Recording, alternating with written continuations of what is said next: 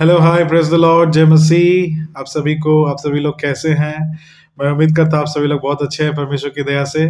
और तो आइए मेरे प्यारों, हम लोग वक़्त को ज़्यादा नहीं गँवाएँगे और जैसे हमने पिछले वीडियो में 5 अध्याय को मत्ती उसके 5 अध्याय को पूरा कंप्लीट कर लिया है और आज आगे जाएँगे 6 अध्याय और उसका 1 पद से लेकर के 4 पद तक के विषय में हम लोग डिस्कस करेंगे कि इसमें परमेश्वर का वचन हमसे क्या कहता है और हमारे लिए क्या हमको क्या जानने की आवश्यकता है और क्या हमारे लिए महत्वपूर्ण है। तो आइए मेरे प्यारों, सीधा हम वचन पे जाएँगे। मत्ती उसका 6 अध्याय और उसका 1 पद से लेकर के 4 पद तक। इस प्रकार से लिखा हुआ मैं आप लोगों के लिए पढ़ देता हूँ। सावधान रहो, तुम मनुष्यों को दिखाने के लिए अपने धर्म के काम ना करो, नहीं तो अपने स्वर्गीय पिता से कुछ भी फल ना पाओगे।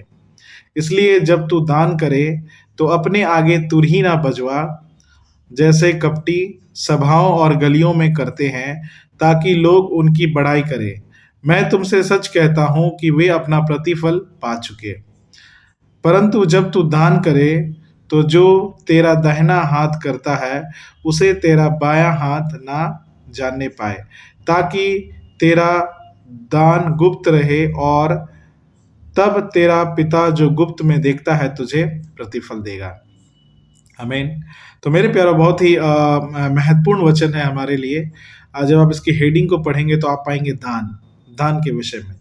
तो ये दान मैं आपको पहले समझाना चाहता हूँ। ये दान एक्चुअली दान के विषय में नहीं जो हम चर्च में देते हैं। ये दान एक तरह का डोनेशन है। डोनेशंस के विषय में बात कर रहा है। जब हम किसी को डोनेट करते हैं या किसी सभा में देते हैं या होता है ना डोनेशन करना, तो ये उसके विषय में बात कर रहा था। क्या कहता है पहला वचन, हम समझेंगे गौर से। सावधान रहो, तुम मनुष्य को दिखाने के लिए अपने धर्म के काम ना करो, यानी कि डोनेशन मत करो। क्या कहता है वचन? सावधान रहो, बी केयरफुल। तुम मनुष्य को दिखाने के लिए अपने धर्म के काम ना करो, नहीं तो अपने स्वर्गीय पिता से कुछ भी फल ना पाओगे। सी आगे कितना क्लियरली कहता है, नहीं तो तुम अपने स्वर्गीय पिता से कुछ भी फल नहीं पाओगे। तो मेरे प्यारों, जब हम दान करते हैं, जो कि अगर आप नहीं भी करते हो या आपने किया हो या जो दान करते हैं, उनके लिए ये प्रिंसिपल सेट है कि जब हम दान करें, जब हम डोनेशंस दें, तो हम ऐसा दें कि वो दिखावा ना हो। मनुष्य को दिखाने के लिए हमें नहीं करना चाहिए कि लोग क्या करें, मेरी बड़ाई करें, लोग मेरी प्रशंसा करें, लोग मेरे नाम को ऊँचा करें। लेकिन वचन क्या कहती है, ऐसा काम नहीं करो, नहीं तो अपने स्वर्गीय पिता से कुछ भी फल नहीं पाओगे। तो जो लोग कहते हैं मैं गरीबों को डोनेशन देता हूँ या फिर मैंने कहीं पे डोनेशन दिया, तो मेरे प्यारो, जब आप ऐसा करते हैं और दिखावा करते हैं और मनुष्य को दिखाने के लिए आप ऐसा करते हैं, दिखावा करने का मतलब जैसे कि हम शो ऑफ करना, हाँ, बहुत ज़्यादा हम देखो मैं ये काम कर रहा हूँ, पूरा ढोल नगाड़े के साथ। आगे जब हम पढ़ेंगे तो पाएँगे उसके विषय में। तो वो चीज़ करने के लिए हमें परमेश्वर मना करता है। क्या कहता है कि अगर तुम ऐसा करोगे तो तुम्हारा स्वर्गीय पिता से तुम कुछ भी फल नहीं पाओगे। मेरे प्यारो, ये बहुत महत्वपूर्ण बात है। तो इसका मतलब ये बात हमें क्लियर होना चाहिए, जब हम डोनेशन करते हैं, जब हम दान देते हैं, तो स्वर्गीय पिता हमें क्या देता है? वो आशीष देता है, फल देता है। लेकिन यहाँ कहता है अगर तुम मनुष्यों के लिए करोगे, मनुष्य को दिखाने के लिए करोगे, तो अपने स्वर्गीय पिता से कुछ भी फल नहीं पाओगे। लेकिन अगर हम मनुष्य को दिखाने के लिए ना करें, अगर हम अपने आपकी बड़ाई के लिए ना करें, तो हम क्या पाएँगे? जो हमारा स्वर्गीय पिता है, हम उससे क्या पाएँगे? फल पाएँगे। एक वचन की ओर मैं आपका ध्यान आकर्षित करना चाहता हूँ। पहला कुरिन्थियों उसका 10 अध्याय और उसका 31 पद। पहला कुरिन्थियों उसका 10 अध्याय और उसका 31 पद में आप देखिएगा मेरे प्यारों, क्या कहता है वचन। कहता है यहाँ पे इस प्रकार से, इसलिए तुम चाहे खाओ, चाहे पियो, चाहे जो कुछ करो, सब कुछ परमेश्वर की महिमा के लिए करो। चाहे तुम खाओ, चाहे पियो, सब कुछ क्या होना चाहिए? परमेश्वर की महिमा के लिए। पीने का मतलब गलत चीज़ों को पीना नहीं, बल्कि जब हम खाते और पीते हैं, कुछ भी करते हैं, वो परमेश्वर की महिमा के लिए होना चाहिए। तो जब हम दान करते हैं, वो भी क्या होना चाहिए? परमेश्वर की महिमा के लिए। मनुष्य को दिखाने के लिए कतई नहीं होना चाहिए। फिर आगे हम पढ़ेंगे, दूसरा पद में क्या कहता है मेरे प्यारो? इसलिए, अब कहता है इसलिए जब तू दान करे, जब तू डोनेशन करे, जब तू दान दे, क्या कहता है? तो अपने आगे तुरही ना बजवा, जैसे कपटी सभाओं और गलियों में करते हैं, ताकि लोग उनकी बड़ाई करें। यहाँ कितना क्लियरली वचन हमें बताता है कि इसलिए जब तू दान करे, तो अपने आगे तुरही ना बजवा, जैसे कपटी सभाओं और गलियों में करते हैं, ताकि लोग उनकी बड़ाई करें। मैं तुमसे सच कहता हूं कि वे अपना प्रतिफल पा चुके। मेरे प्यारे, यीशु मसीह यहाँ कितना क्लियरली कह रहा है कि तुम ऐसा काम नहीं करो जैसे कपटी करते। कपटी क्या करते हैं? वे तुरही बजाते हैं, वे ढोल नगाड़े बजवाते हैं गलियों में, सभाओं में, और क्या कहते हैं वहां पे कि इनके जैसा काम मत करो, इनके जैसा काम मत करो, ताकि लोग उनकी बड़ाई करें। मेरे प्यारे, परमेश्वर हमें इन चीज से क्या कर रहा है? मना कर रहा है। परमेश्वर हमारे आत्मिक में हमें देखता है कि हम किस अंदाज में दे रहे हैं। वचन कहती है चाहे तुम खाओ चाहे तुम पियो, उसमें क्या होना चाहिए? परमेश्वर की महिमा होना चाहिए। चाहे तुम दान दो, चाहे तुम कुछ करो, उसमें क्या होना चाहिए? परमेश्वर की महिमा होना चाहिए। ये बहुत ही महत्वपूर्ण और गंभीर बातें हैं मेरे प्यारे, क्योंकि कुछ कुछ चीज़ों में जब हम अच्छे काम, हमको लगता है कि हमने बहुत अच्छा काम किया, हमने तो डोनेशन दिया, हमने तो दान दिया, हमने तो बाढ़ पीड़ितों को दान दिया, हमने तो ठंडे में कंबल बंटवाया, हमने तो गरीबों को दान दिया मेरे प्यारों। लेकिन जहां ये मोटिव आता है कि मेरा नाम हो जाए, लोगों के सामने में दिखावा करके, हाँ, दिखावा करना एक अलग चीज है और लोगों के सामने में देना है। मैं आगे आपको समझाऊंगा क्या होता है इसका मतलब। तो मेरे प्यारा, वचन हमें क्लियरली कहती है कि जैसे कपटी लोग करते हैं वैसे हमें करने की आवश्यकता नहीं है, वैसे हमें करने की जरूरत नहीं है। नहीं तो हम कुछ भी फल हमें नहीं मिलेगा। परमेश्वर का वचन हमें फल देने के लिए तैयार है। हम जब ये काम करते हैं, हम जब डोनेशन देते हैं, हम जब दान देते हैं, जब हम गरीबों की सेवा करते हैं, लोगों की मदद करते हैं, परमेश्वर हमारे लिए प्रतिफल रखा है। लेकिन वचन कहता है कि जब तुम मनुष्य को दिखाते हो, जब मनुष्य को दिखा करके ये सारे काम करते हो, धर्म के काम, तो तुम्हें कुछ भी प्रतिफल नहीं मिलेगा। हमें ये बहुत ही महत्वपूर्ण बात है मेरे प्यारों। कहीं ऐसा ना हो कि हम क्या कर रहे हैं, अपने नाम के लिए हम पैसा वेस्ट कर रहे हैं। ये एक तरह से हमारे लिए वेस्ट करना ना हो जाए। इसलिए आगे कहता है 3 पद में और 4 पद में, बल्कि दोनों एक ही सारन से दोनों का क्या कहता है 3 पद में, परंतु जब तू दान करे। यहाँ दान करने के लिए मना नहीं है, बट कहता है परंतु जब तू दान करे तो जो तेरा दाहिना हाथ करता है उसे तेरा बायां हाथ ना जानने पाए, ताकि तेरा दान गुप्त रहे, और तब तेरा पिता जो गुप्त में देखता है तुझे प्रतिफल देगा। कितना क्लियरली और कितना साधारण शब्दों में यहां परमेश्वर का वचन हमसे बातें करता है। क्या कहता है? परंतु जब तू दान करे तो जो तेरा दाहिना हाथ करता है वो तेरा बायां हाथ को पता ना चले।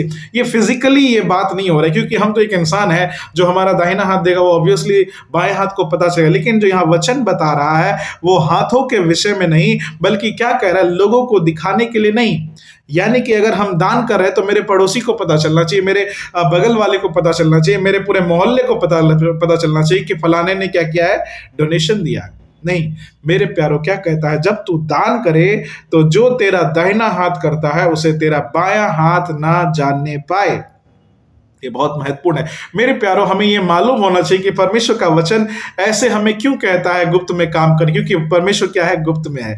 वो परमेश्वर में गुप्त में आशीष देने वाला परमेश्वर है। वो परमेश्वर महान। एक घटना की ओर मैं आपको लेके जाऊंगा। पहला सामुएल अगर आप निकालेंगे पुराने नियम में मेरे प्यारों, पहला सामुएल की पुस्तक और उसका अगर आप 16वां अध्याय अगर निकालेंगे, पहला सामुएल और उसका 16वां अध्याय उसका 7 पद में अगर आप पढ़ेंगे तो आपको पता चलेगा कि परमेश्वर कैसे प्रसन्न होता है। पहला सामुएल उसका 16 अध्याय 7 पद में क्या कहता है? परंतु यहोवा ने शामुएल से कहा, ना तो उसके रूप पर दृष्टि कर, ना उसके कद की ऊंचाई पर, क्योंकि मैंने उसे अयोग्य जाना है। क्योंकि यहोवा का देखना मनुष्य का आशा नहीं, मनुष्य तो बाहर के रूप को देखता है, परंतु यहोवा की दृष्टि मन में रहती है। ये घटना तब की है मेरे प्यारों, जब शामुएल नबी राजा होने के लिए, राजा का अभिषेक करने के लिए यिशै के घर में गया, दाऊद के घर में गया था। और वहां पे दाऊद के जो बड़े भाई लोग थे, जो दाऊद के 6 भाई थे, वे काफी लंबे चौड़े हट्टे कट्टे और बलिष्ठ थे। वे योद्धा थे और किसी के ऊपर में भी वो अभिषेक का तेल नहीं गिरा। और कहता है परमेश्वर यहाँ पे शामुएल से कि ना तो उसके रूप पर दृष्टि कर, ना उसके कद की ऊंचाई पर, क्योंकि मैंने उसे अयोग्य जाना है। एक राजा होने के लिए लंबा चौड़ा बलिष्ठ होना जरूरी है। शायद ये हमें लगता है ये फिजिकल अपीयरेंस ऐसा होना चाहिए, लेकिन वचन क्या बता रही है यहाँ पे, जब राजा दाऊद का अभिषेक होना था, जब राजा दाऊद का अभिषेक होता है उससे पहले उसके भाई लोगों का ऊपर में वो तेल को ढेला जाता है, लेकिन वो तेल नहीं गिरता है।